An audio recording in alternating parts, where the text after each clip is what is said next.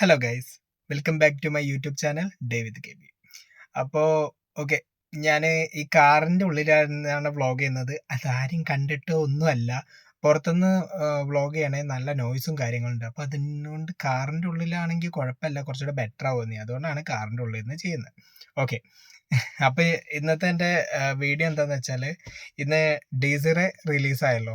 അപ്പോൾ ഞാൻ ഇന്നലെ പ്രീമിയർ ഷോയ്ക്ക് പോയിരുന്നു. അപ്പോൾ ഒരു മൂവിനെ പറ്റി എൻ്റെ ഒരു അഭിപ്രായം പറയാനായിരുന്നു. ഓക്കെ, അപ്പോൾ ഡേയ്സറെ ഞാൻ ആക്ച്വലി ബാഹുബലിക്ക് പോകാൻ വേണ്ടിയിട്ടായിരുന്നു ഞാൻ ബുക്ക് മൈ ഷോയിൽ ബുക്ക് ചെയ്യാൻ വേണ്ടി കയറിയിട്ട് ഞാൻ സ്ക്രോൾ ചെയ്യായിരുന്നു. അപ്പോഴാണ് ഡീസറെ കണ്ടപ്പോൾ ഇത് റിലീസ് ആവാൻ പോവാന്ന് കേട്ടത്. അപ്പോൾ ഓക്കെ, എന്നാൽ പിന്നെ അതിന് പോയി നോക്കിയാലോ വിചാരിച്ചു. അപ്പോൾ ഇങ്ങനെ ടിക്കറ്റ് നോക്കിയപ്പോഴാണ് പ്രീമിയർ ഉണ്ടെന്ന് കണ്ടത്. ഇതിപ്പോൾ 31-ാം തീയതി അപ്ലോഡ് ചെയ്യണ, ഇന്നാണ് മൂവി നോർമലി റിലീസ്. ബട്ട് 30-ാം തീയതി പ്രീമിയർ ഷോ ഉണ്ടായിരുന്നു. അപ്പം ഞാൻ അതിനാണ് പോയത്. ഒരു 9:30ക്കും 12നും ഒരു പ്രീമിയർ ഷോ ഉണ്ടായിരുന്നു. അപ്പോൾ 9:30ൻ്റെ സീറ്റ് കിട്ടിയില്ല. അപ്പോൾ 12ൻ്റെ ഞാൻ നേരെ ബുക്ക് ചെയ്തു.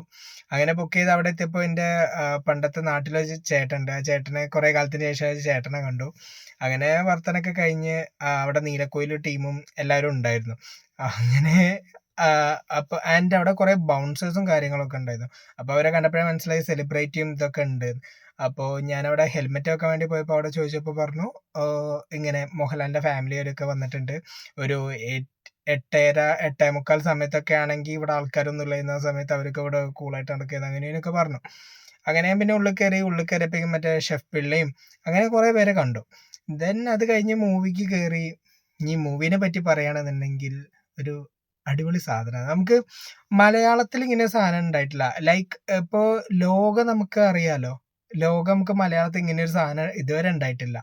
അതുപോലെ മലയാളത്തിൽ ഇതുവരെ ഇല്ലാത്ത ടൈപ്പ് ഒരു ഹൊറർ മൂവിയാണ് സാധനം ഉണ്ടാക്കി വെച്ചത്. മറ്റേ രാഹുൽ സദാശിവത്തിന് പിന്നെ അറിയാലോ, ഭൂതകാലവും ബ്രഹ്മയുഗവും ഒക്കെ ചെയ്തതാണല്ലോ. അപ്പോൾ അതിൻ്റെ ആ റേഞ്ച്, ആ ഒരു നിലവാരം അതുപോലെ കീപ്പ് ചെയ്തിട്ടുണ്ട്. ആൻഡ് കുമാരി കണ്ടിട്ടുണ്ടാവുമല്ലോ മൂവി, അതുപോലെയൊക്കെ തോന്നി കുറേ. അത്യാവശ്യം നല്ലൊരു മൂവിയായിരുന്നു. സൗണ്ട് ആണെങ്കിലും എന്താ പറയുക, മേക്കിംഗ് ആണെങ്കിലും ആക്ടിങ് ആണെങ്കിലും എല്ലാ വിധത്തിലും ഒരു ഹൊറർ മൂവി വെച്ചാൽ നമുക്ക് കംപ്ലീറ്റ്ലി പേടിച്ചിരിക്കണം എന്നല്ലല്ലോ. നല്ലൊരു സ്റ്റോറി ലൈനും ഒരു എല്ലാം വേണ്ടേ. അങ്ങനെ നല്ലൊരു സ്റ്റോറി ലൈനായാലും അതും ഉണ്ട്. ആൻഡ് നല്ല അടിപൊളി ആക്ടിങ് ആണ്.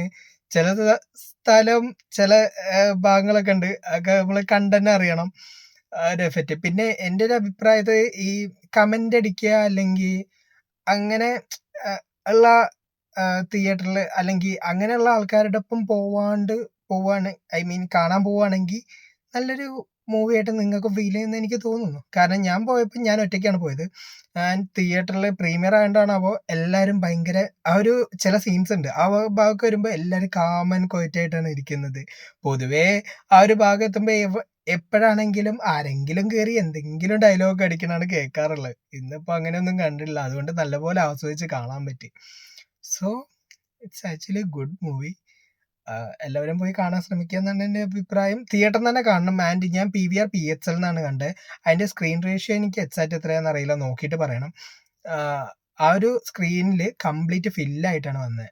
അപ്പം എനിക്ക് തോന്നുന്ന മറ്റേ വേറെ സ്ക്രീനിലൊക്കെ ആണെങ്കിൽ ചിലപ്പോൾ കട്ട് ചെയ്തിട്ട് കുറച്ച് ഭാഗം പോകാൻ ചാൻസ് ഉണ്ട്.